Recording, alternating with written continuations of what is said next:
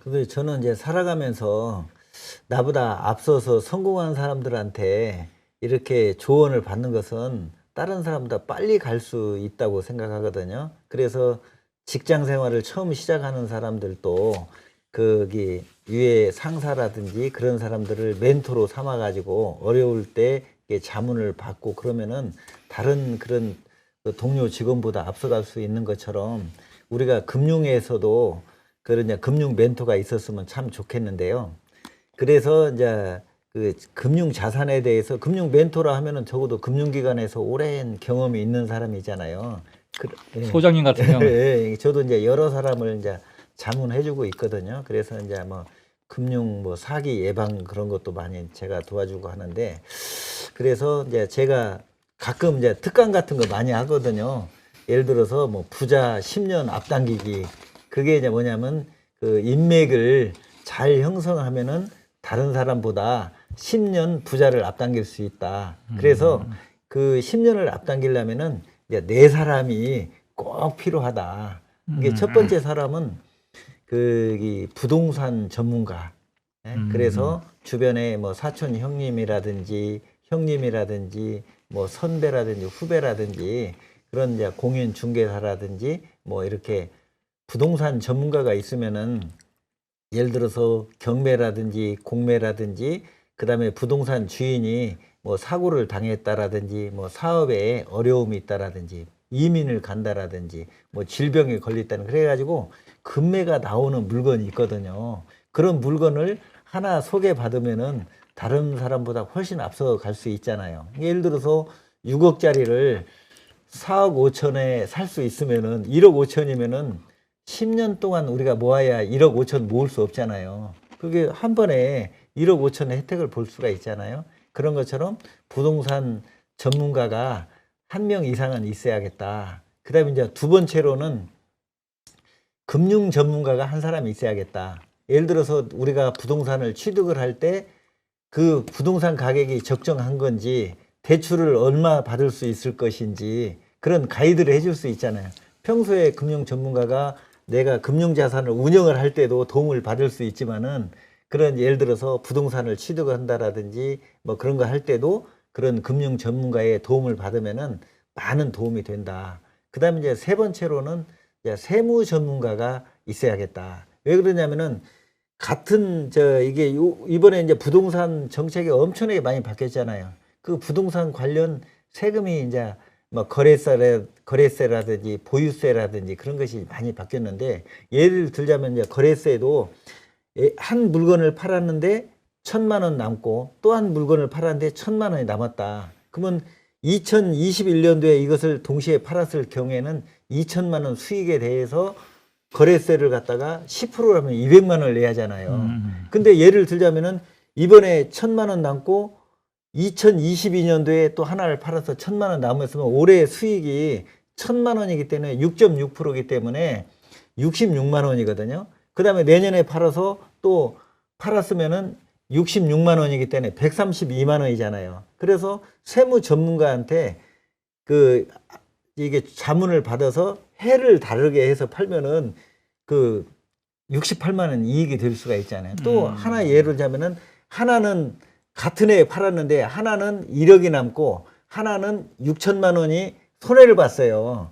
그러면 같은 해에 팔았으면은 저게 합치거든요. 1월 1일에서 12월 31일까지 합치니까 1억 남고 6천만 원 손해 봤으니까 내가 4천만 원 남은 걸로 해서 예를 들어서 10%라고 했을 때 4천만 원 남았으니까 내가 거래세를 400만 원만 내면 되잖아요. 근데 이것을 6천만 원 받은 것을 2022년도에 팔고 1억 남은 것을 올해 팔았다고 했을 때 내가 1억이 남았으면 예를 들어서 10%라고 하면은 1,000만 원 세금을 내야 하잖아요. 근데 그렇죠. 같은 해에 팔았으면은 400만 원만 내는데 600만 원 이익이잖아요. 이게 제가 아주 쉬운 것을 설명해 드렸는데 이 거래세라든지 증여세라든지 뭐 보유세라든지 그게 복잡하거든요. 그래서 세무 전문가가 꼭 필요하다. 그다음 이제 네 번째로는 이제 법률 전문가가 필요한데요. 이게 우리가 모든 계약의 함에 있어서 법률 전문가가 있잖아요. 그래서 우리가 부동산을 계약을 할 때도 가계약 있고 본계약 있고 뭐 특약 조건이 있고 그런 것이 공인중개사가 알아서 해주기도 하지만은 그런 법률 전문가가 있어서 그런 매매라든지 그런 증여라든지 그런 거 할 때 그 법률 전문가의 도움을 받으면은 많은 혜택을 볼 수 있다.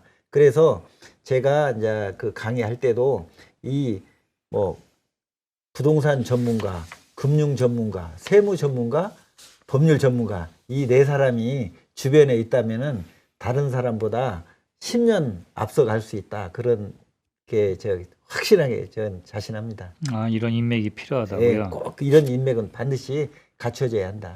그러면은 어떤 사안이 발생했을 때요. 예, 예. 세무사에 의뢰하고 이제 뭐 부동산 중개사에 의뢰하고 예. 이렇게 의뢰하는 거하고 말씀하신 지금 이거하고 뭐 차이가 있나요? 아니 이건 사전에 이제 알아보는 거잖아요. 왜냐하면 사후에 하면은 소용이 없잖아요. 사전에 예를 들어서 내가 이제 부동산에 팔 계획이 있으면은 그 이제 세무 전문가한테 내가 매매 시점을 어떻게 해야 하는 건지 분리해서 팔아야 하는지 합쳐서 팔아야 하는 건지라든지 그런 것을 제가 이 네 사람이 필요하다는 것은 사후에 자문을 받는 게 아니라 사전에 자문을 받아야 하는데 그러면 우리 네 사람을 동시에 만나야 하냐? 그거 아니죠. 왜냐하면 한 사람을 만나더라도 그 많은 부분을 커버해 줄 수 있는 사람이 있거든요. 예? 예를 들어서 공인중개사가 그 법률적인 그런 저 옛날에 법무사여 가지고 그런 법률적인 식견이 있으면은 법률 전문가를 이제 부동산 전문가하고 같이 이렇게 되잖아요. 예? 이제 그런 것처럼 이제 그런 분야의 사람이 필요하다. 그런 거죠. 그러니까 친분이 조금 그래도 깊어야 된다는 예, 거잖아요. 그렇죠. 그냥 예. 뭐 사전에 만나야 하는 거니까.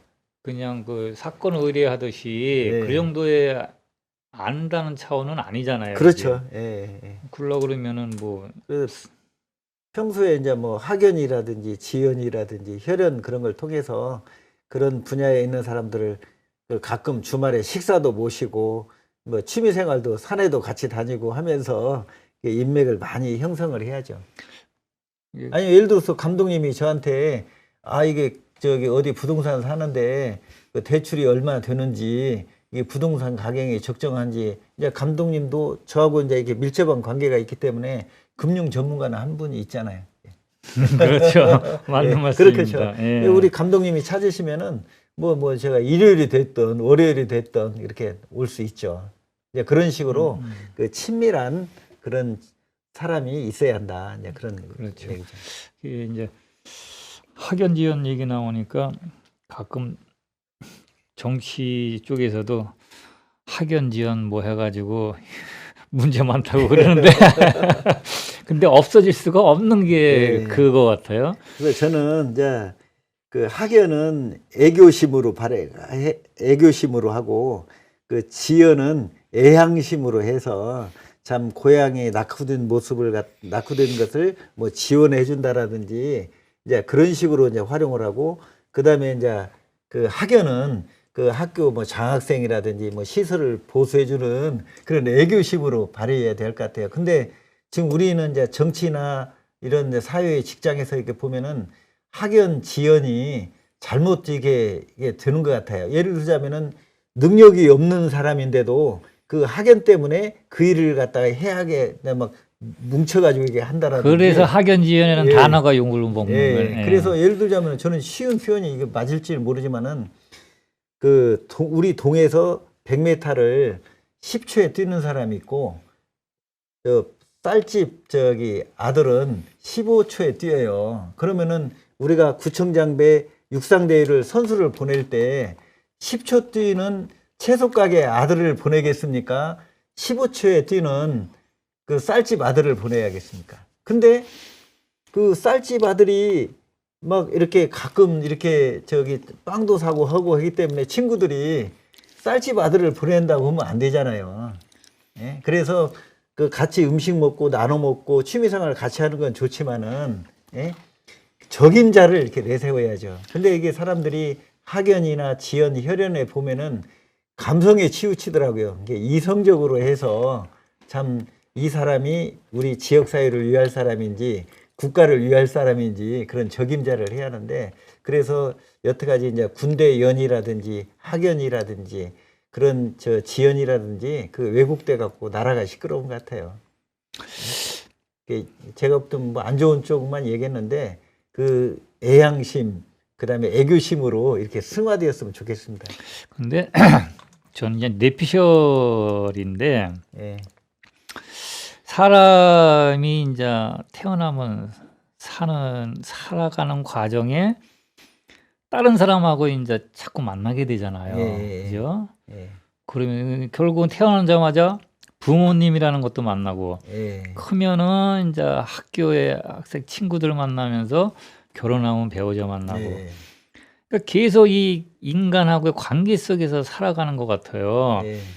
그러면은 내가 학교에서 본 지식을 배워도 이 지식 가지고 모든 사회생활이 되는 것 같지는 않더라고요. 그렇죠. 예. 회사 들어가서도 뭐 예. 하고 그러면은 그러니까 같은 어떠한 사안을 하거나 사건을 터뜨려도 선생님이 보기에 그냥 이해해 줄 수도 있는 학생이 있는 반면에 예.